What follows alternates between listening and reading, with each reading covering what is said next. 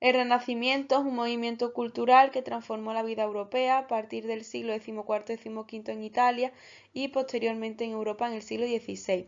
Este proceso supuso, además, la expansión del ideario humanista que surgió en Italia en el siglo XIV. Con el término Renacimiento, que proviene de renacer, es decir, volver a nacer, se hace referencia a una de las características fundamentales de este movimiento, la recuperación o el resurgimiento de la cultura clásica griega o latina. Comenzaremos hablando del humanismo, del que ya hemos indicado algunas nociones básicas en nuestra introducción.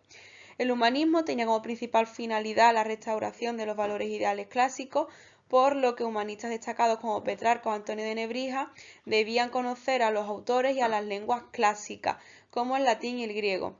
El humanismo trajo además consigo una dignificación del hombre, ya que entendían que el mundo era un lugar bello, hermoso que debíamos disfrutar, y además desplazaban a Dios del centro del universo, de la naturaleza, para colocar en su lugar al humano, dándose así el paso del teocentrismo medieval al antropocentrismo renacentista. Esto conllevó también que la fe se viese desplazada frente a la razón. El hombre, además, debía desarrollar sus facultades físicas e intelectuales por igual, respondiendo así a la frase mens sana in corpore sano. El humanismo no se reflejó solamente en la literatura, sino también en otras artes, como vemos en el Homo Quadratus de Da Vinci, en el que coloca al hombre en el centro. Además, tenemos como temas en la literatura el amor, la naturaleza y la mitología. La mitología es uno de los principales temas, ya que, como hemos mencionado anteriormente, vuelven a lo clásico, por lo que toman los mitos clásicos griegos y latinos, desplazando la religiosidad, y también tienen como principales temas el amor y la naturaleza.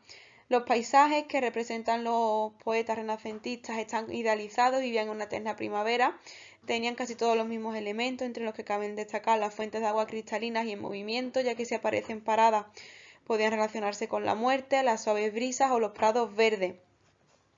El amor no era bonito para ellos, no era una experiencia agradable, sino que era doloroso, nostálgico y no era correspondido. La mujer se representaba de una forma perfecta e idealizada que respondía al concepto platónico de la belleza. Y todos estos temas los podemos relacionar con los tópicos que empleaban. Por ejemplo, cuando hablaban del amor y de su amada, utilizaban el tópico de la descriptio puellae, como vemos en un ejemplo posterior de Garcilaso de la Vega. Y respecto a la naturaleza, utilizaban también el locus amoenus, ya que representaban a la belleza, a la naturaleza, de una forma idealizada y con los elementos que se han descrito. Además, como hemos dicho, que uno de los principios básicos del humanismo era que la vida debía ser disfrutada y que el mundo era un lugar bello, por lo que esto tuvo su reflejo también en los tópicos, encontrando en la literatura renacentista algunos como Iubat Vivere, Carpe Diem o Beatus Ille. Esto lo podemos ver reflejado totalmente en el soneto de Apolo y Dafne de Garcilaso de la Vega, en el que vemos como Apolo se enamora de Dafne y ella se transforma en un árbol, ya que no quiere mantener relaciones sexuales con él.